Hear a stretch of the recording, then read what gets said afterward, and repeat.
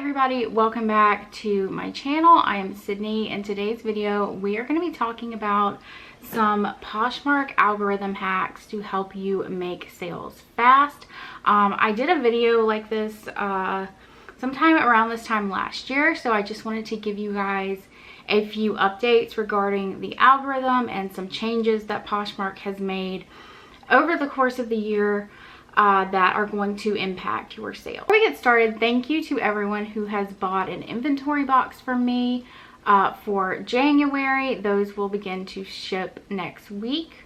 If you've bought a subscription, those will also begin to ship next week. I've gotten a ton of emails from you guys asking about that, the information for it. So I will link that down in the description below if you are looking for some inventory or just want a box to look forward to every month. We all love getting mail. That info will be linked down below for you. Okay, so let's get into the video. Poshmark algorithm hacks to make sales fast. So the first thing that you want to do to improve your Poshmark closet in the algorithm is always going to be listing. Listing is always your #1 priority. People get really hung up on trying to share things and having to share, and it becomes really overwhelming for some people. So if sharing is something that is overwhelming you, definitely try to put that out of your mind and try to get yourself into a mindset to where listing is your #1 priority and you're not even thinking about the sharing.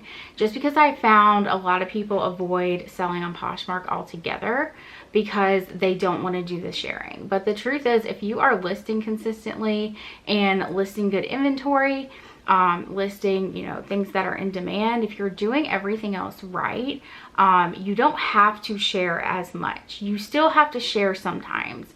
You can't rule it out altogether, but listing should always be your #1 priority, and that is what is going to help you to make more sales.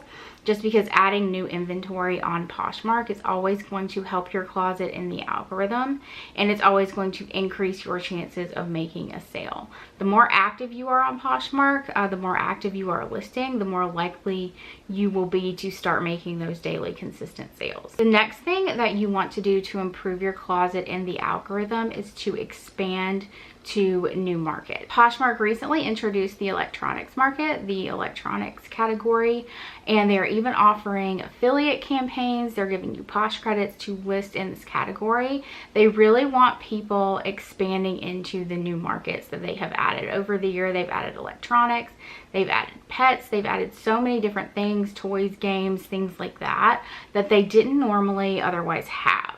So Poshmark very much wants you to be carrying as many different markets as you can, because then people are going to be more likely to bundle and buy more items and shop with you. So definitely be listing in as many of those markets as you can to increase your chances of making daily sales. Next thing is something that you want to avoid doing, and that is doing follow and unfollow.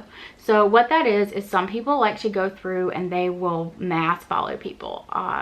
Just follow as many people as they can and then wait a day or two and then go back and unfollow people.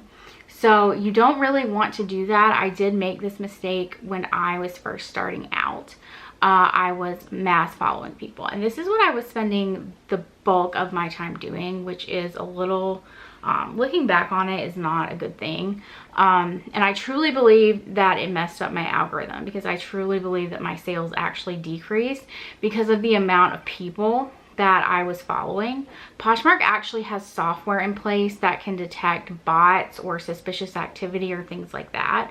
So if you are doing something abnormal, like following people really fast or following a lot of people at once, that can sometimes trigger that software, and you won't get as much activity on your closet if your closet is flagged. So, just try to follow normal amounts of people. Once you get to Poshmark Ambassador, you will automatically get followers.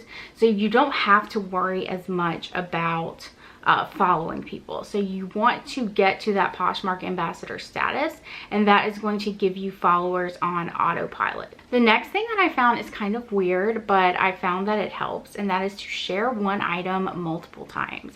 I found that if I share one item multiple times, like 5 to 10 times, to my followers or to a party, that tremendously helps in the amount of activity that is on my closet.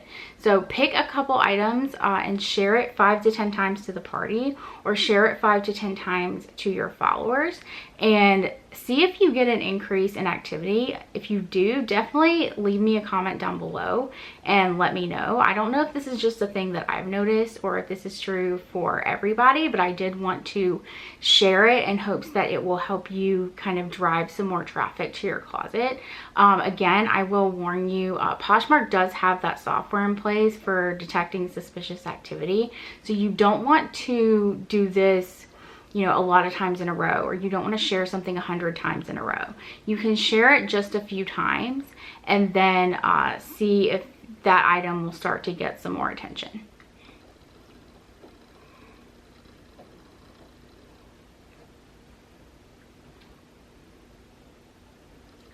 The next thing that you want to do to improve your closet in the algorithm is to consistently send out offers to likers. I've definitely noticed an uptick in activity whenever I send out offers to likers. If I go through my closet, you can also do this now in bulk. You can go through, you can send out your offers to likers, or you can send them out as you get them. I usually send them out as I get them, just because that's easier for me, and I make a lot of sales from people on impulse buys. Also, when you send out an offer to somebody right before it's about to expire, they expire in 24 hours, but Poshmark will actually send a notification to the likers telling them that the offer is about to expire, and I have gotten several sales that way. So definitely go through, send out your offers to likers. A lot of people ask me, you know, do you send it immediately? Do you wait? Honestly, it's kind of a mix of both. Majority I send immediately. If I happen to miss one, or if I have stuff that I want rid of or feel like giving discounts, then I'll go out and I'll send out offers to likers later. But it's definitely your preference. There's no right or wrong way to do it. But you are going to be more likely to make those sales if you are consistently sending out offers to every single liker. So don't be afraid to send out offers to likers. Don't feel like you're being pushy or anything like that. That's what the feature is for. But sending out those offers to likers are what is going to help you to make consistent sales. Okay guys, that is my video for today. I hope you liked it. I hope you learned something. If you did, definitely leave me a comment down below, and I will see you guys in the next video.